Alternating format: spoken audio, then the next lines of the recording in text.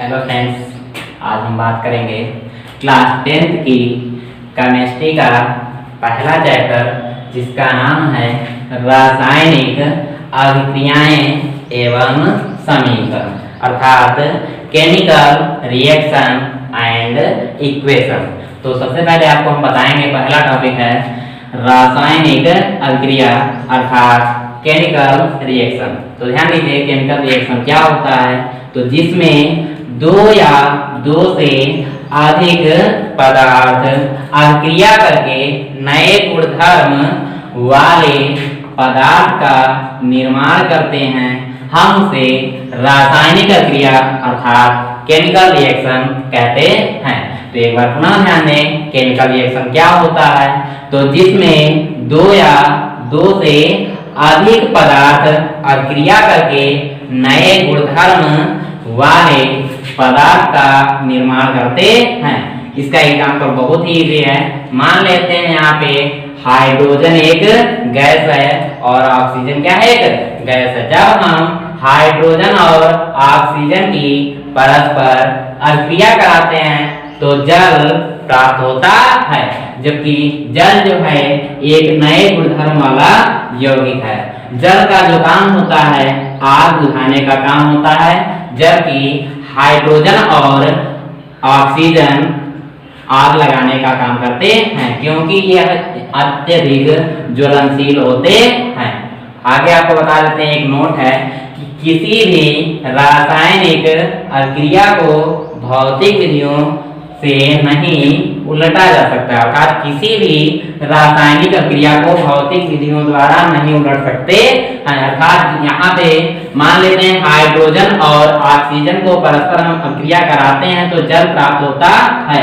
अगर हम जल को पुनः सोचे कि हाइड्रोजन और ऑक्सीजन प्राप्त हो जाए तो ऐसा नहीं हो सकता है, भौतिक विधियों द्वारा नहीं हो सकता है। जैसे भौतिक विधियां क्या होती हैं, वाष्पीकरण, ऊर्ध्वपातन और आसवन, ये है भौतिक विधियां। आगे आपको बताएंगे रासायनिक अभिक्रिया की पहचान अर्थात आइडेंटिफिकेशन ऑफ केमिकल रिएक्शन। अर्थात रासायनिक अभिक्रियाओं की पहचान आप कैसे करेंगे कि इसमें रासायनिक अभिक्रिया हो रही है। तो फर्स्ट नंबर पे आता है अवस्था में परिवर्तन, अर्थात अवस्था में परिवर्तन। तो आप कह सकते हैं कि किसी भी रासायनिक अभिक्रिया में अवस्था में परिवर्तन होता है। जैसे यहाँ पे हाइड्रोजन गैस है, ऑक्सीजन गैस है। जब हम हाइड्रोजन और ऑक्सीजन की परस्पर अभिक्रिया कराते हैं तो जल प्राप्त होता है, जबकि यहाँ पे जल द्रव अवस्था में पाया जाता है। तो आप कह सकते हैं कि रासायनिक अभिक्रिया में अवस्था में परिवर्तन होता है।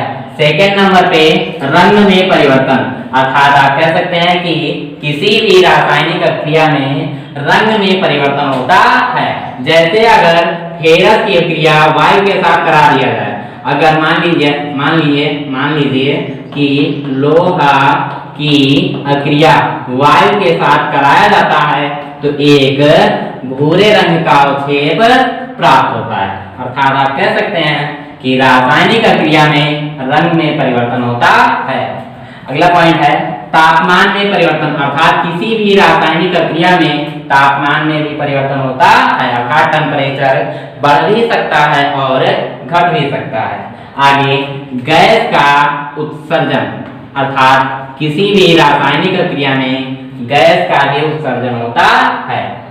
तो आगे आपको बताएंगे दैनिक जीवन में होने वाले रासायनिक अभिक्रियाएं, अर्थात दैनिक जीवन में होने वाली रासायनिक अभिक्रियाएं कौन कौन सी हैं कुछ। तो फर्स्ट नंबर पे है भोजन का पाचन। भोजन का पाचन अर्थात जो हम भोजन करते हैं तो भोजन का पचना ये रासायनिक अभिक्रिया है। सेकेंड नंबर पे श्वसन, ये भी एक रासायनिक अभिक्रिया, अर्थात जब मनुष्य सांस लेता है तो ऑक्सीजन गैस ग्रहण करता है और कार्बन डाइऑक्साइड गैस बाहर छोड़ता है, ठीक ना। आगे लोहे पर जंग लगना, लोहे पर जंग लगना यह भी एक रासायनिक अभिक्रिया है, जो कि यह क्रिया बहुत ही धीरे धीरे होती है। आगे दूध से दही का बनना, अर्थात आप कह सकते हैं दही का जमना, ये भी एक रासायनिक अभिक्रिया होती है। अर्थात आप कह सकते हैं दैनिक जीवन में होने वाली रासायनिक अभिक्रियाएं जो मुख्य हैं, भोजन का पाचन, सेकंड नंबर पे श्वसन, थर्ड नंबर पे लोहे पर जंग लगना और दही का जमना, ये है दैनिक जीवन में होने वाली रासायनिक अभिक्रिया। आगे आपको हम बताएंगे रासायनिक समीकरण अर्थात केमिकल इक्वेशन। केमिकल इक्वेशन क्या होता है, इसका बहुत ही सटीक डिफिनेशन है, तो ध्यान दें। तो रासायनिक अभिक्रिया में भाग लेने वाले पदार्थों के प्रतीकों एवं सूत्रों का प्रयोग किया जाता है, जिसे हम रासायनिक समीकरण अर्थात केमिकल इक्वेशन कहते हैं।